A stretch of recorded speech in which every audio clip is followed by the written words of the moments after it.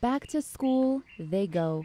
This week, schools reopened in Guinea 3 months after the start of the school year was delayed because of the Ebola virus. New precautions are being taken to keep children safe. When one gets infected with Ebola, you get a fever. If you get close to him, you get infected. And also when a sick person is vomiting and you touch the vomit, you get infected. Schools across the country have received some 48,000 hygiene kits from the United Nations Children's Fund and other partners, who have also trained over 80,000 teachers on Ebola preparedness.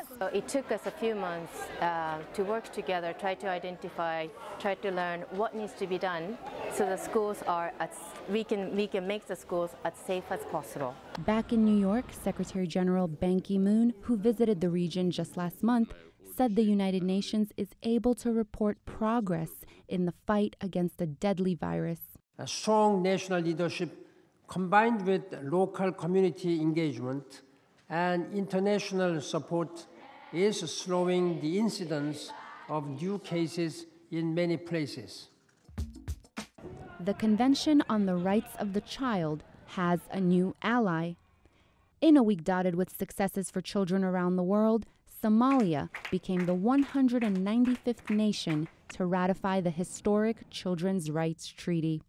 At a ceremony in the capital of Mogadishu, UN envoy Nicholas K. welcomed Somalia's move to better the lives of its children before a gathering of hundreds of schoolboys and girls. According to UNICEF, the infant mortality rate in some regions of Somalia remains unacceptably high, while a wider gender gap in schools continues to affect the country. The African country will now work to improve its record on a number of youth-related issues, from healthcare and education to an adequate standard of living. You are the future of Somalia, and that is true. I think one of you here, and I hope maybe one of the girls here, is going to be president of Somalia one day. With anti-Semitism on the rise, the General Assembly met this week to discuss the UN's role in countering it.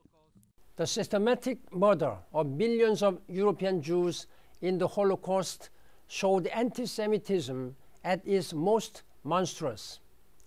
One of the cardinal missions of the United Nations is to prevent such horrors. A United Nations that wants to be true to its founding aims and ideals has a duty to speak out against anti-Semitism.